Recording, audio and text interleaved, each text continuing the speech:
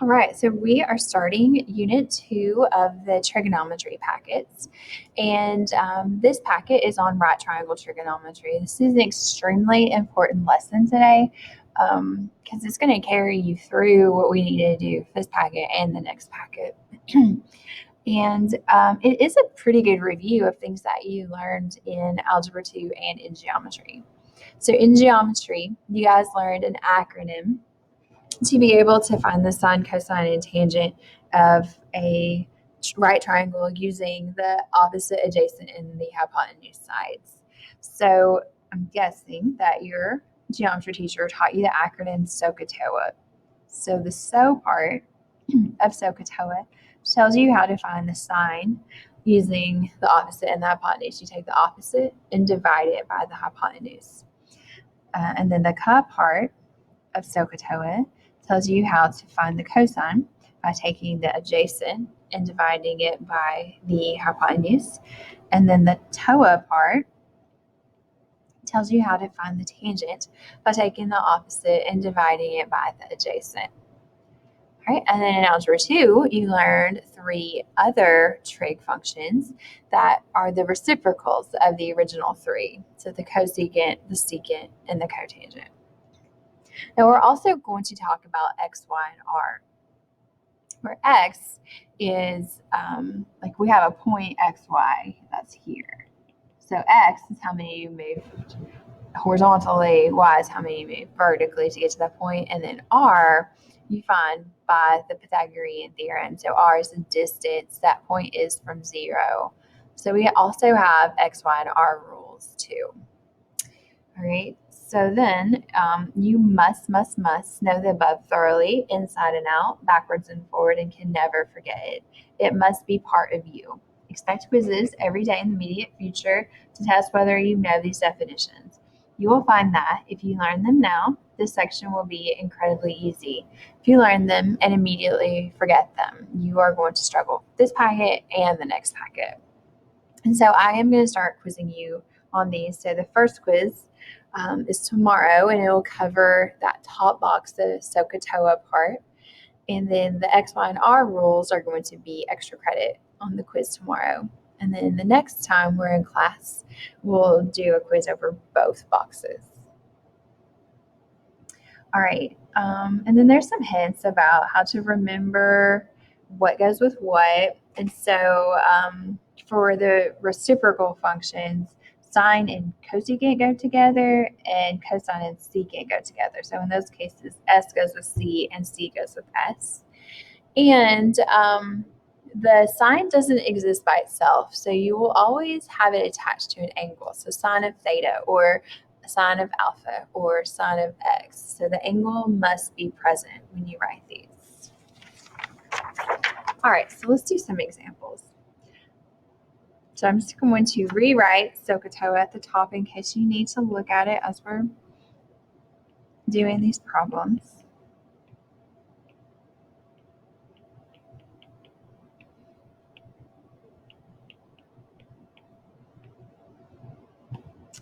All right, so we're going to let P be a point on the terminal side of theta, and we're going to draw a picture and find the 6 trig functions of theta.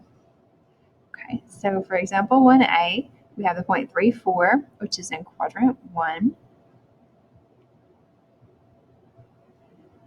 So that point would be about right there, maybe a little taller, but it doesn't really matter. And so what we do is we draw a segment out of the origin, and that forms the angle theta. And what we'll do is make a right triangle out of this. And the right triangle should always come up or down to the x-axis. Okay, so to graph that point, I went right 3, which would make this side 3, and then up 4, which will make this side 4, and then this is the Pythagorean triple, so the hypotenuse is 5. Okay, and then that's all I need to be able to find the sine, cosine, and tangent of this angle. So sine of theta is going to be the opposite over the hypotenuse. So the opposite side of theta is 4, and the hypotenuse is 5. and then for cosine of theta, I'm going to do the adjacent over the hypotenuse. And then for the tangent of theta, I'm going to do the opposite over the adjacent. All right.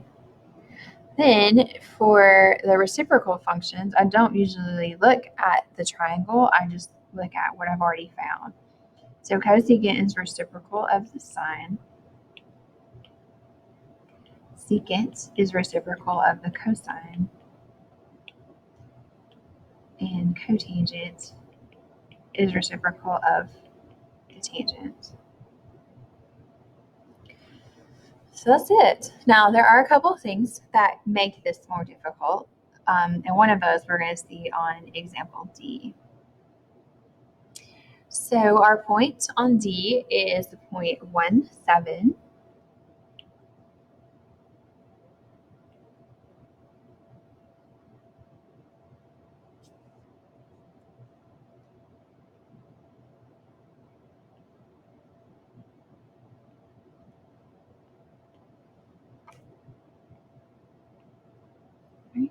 And then this is not a Pythagorean triple. So to find the hypotenuse, we're going to do the Pythagorean theorem.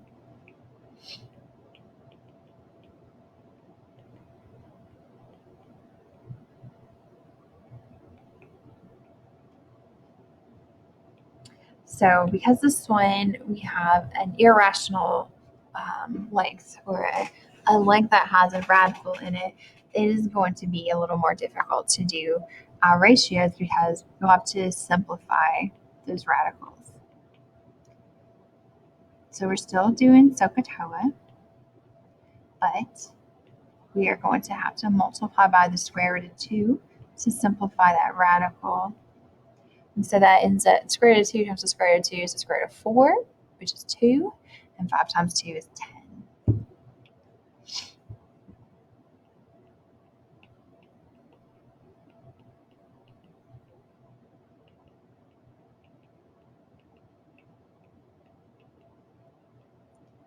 All right, and then for tangent, that one is going to be the easiest on this one. 7 over 1 is just 7. Now, when we do our reciprocals, it's going to be wisest to not use the reduced version. It's going to be better if we go to this version right there and flip it over, because when I flip that over, it moves the radical to the top, which is where we want it. If I had used my reduced version, it would move it back to the bottom, and then I would have a lot more work to do. So it's not wrong if you do it the other way. It's just going to take about 5 times as long. And the same thing for the secant. We take the unreduced version, 1 over 5 square root of 2, and we flip it over. So 5 square root of 2 over 1.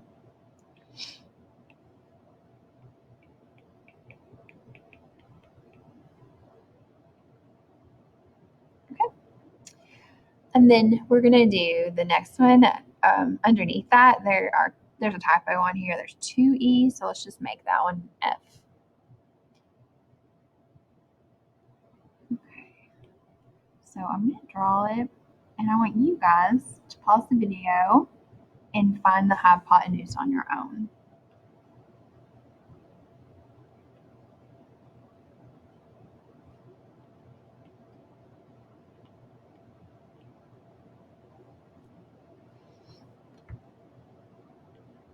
Okay, so you guys should have found that the hypotenuse was 3. Okay, and then we'll just do SOHCAHTOA.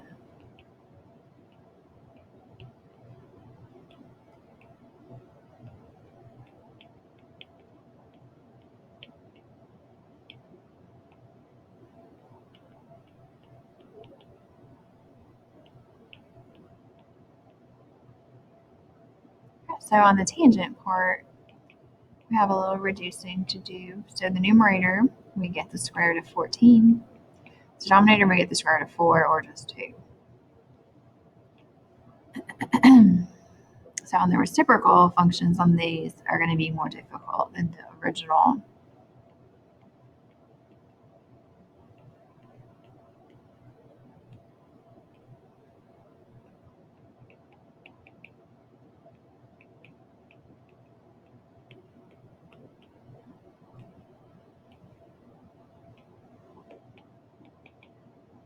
Okay, this one, I would still go back to the original and flip it.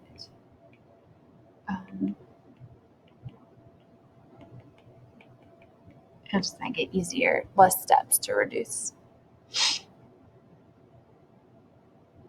Okay, so sometimes we are going to have to deal with radicals. That does make it a little more challenging. The other thing that we have to deal with is when the point is not in quadrant 1.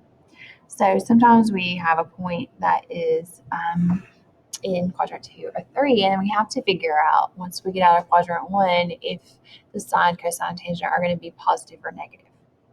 So to figure that out, we use the x, y, and r rules, that the sine of theta is y over r, the cosine of theta is x over r, and the tangent of theta is y over x. Now, in all of your quadrants, r is always positive. This is the distance from 0. But x and y are sometimes negative depending on what quadrant you're in. So if we are looking at quadrant 1, x is positive in quadrant 1, y is positive in quadrant 1, r is always positive. So that's why when we were finding those, the sine, cosine, and tangent of theta are all positive in quadrant 1. All right. Then in quadrant 2, x is negative, because to graph a point in quadrant 2, you move to the left, so x is negative. So any of those 3 ratios that have an x is going to end up being a positive divided by a negative, or a negative divided by a positive, which is going to create a negative value. So because cosine and tangent have x, then they are going to be negative. So in quadrant 2, sine is the only positive ratio out of those 3.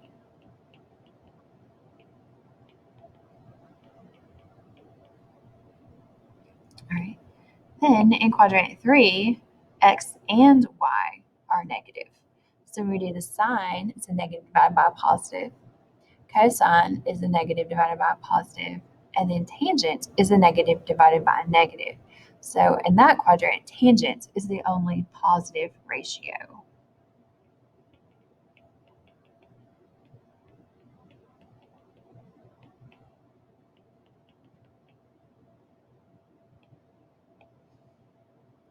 Right, and then finally, in quadrant 4, y is negative.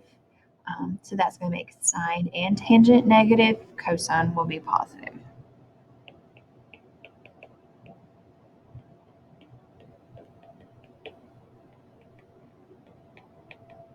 Now, I do not want you guys to go through that process every time that you are trying to figure out your sine, cosine, and tangent in a different quadrant than 1. So I would want you to use this acronym that tells you where they're positive. So the acronym is ALL, for all are positive. Students, S for sine is positive. Take, T for tangent is positive. Calculus, C for cosine. So all students take calculus. As you go around the quadrants, it tells you where the trig ratios are positive. All right. So a good way to remember is all students take calculus.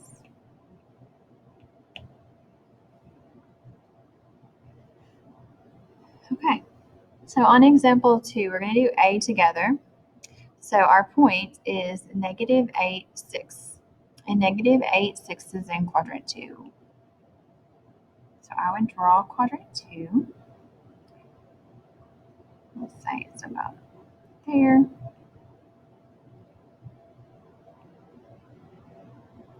Now, I do not make my side lengths negative. I just can't make myself do it.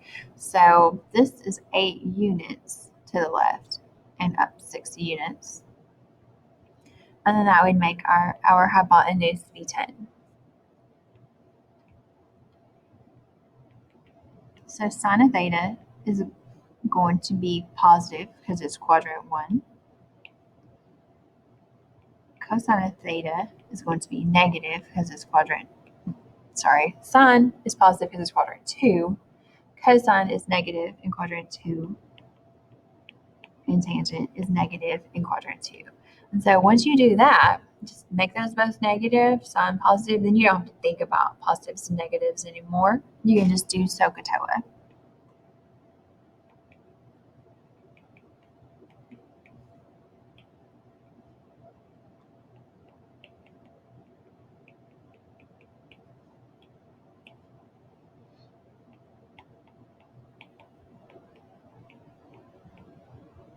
So those are sine, cosine, and tangent. And then we can do our reciprocal functions. And the reciprocal functions match. So if sine's positive, cosecant is positive. If cosine is negative, secant is negative. And same thing with tangent and cotangent.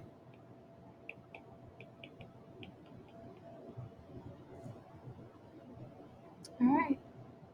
So what I want you guys to do is finish the examples that we did in.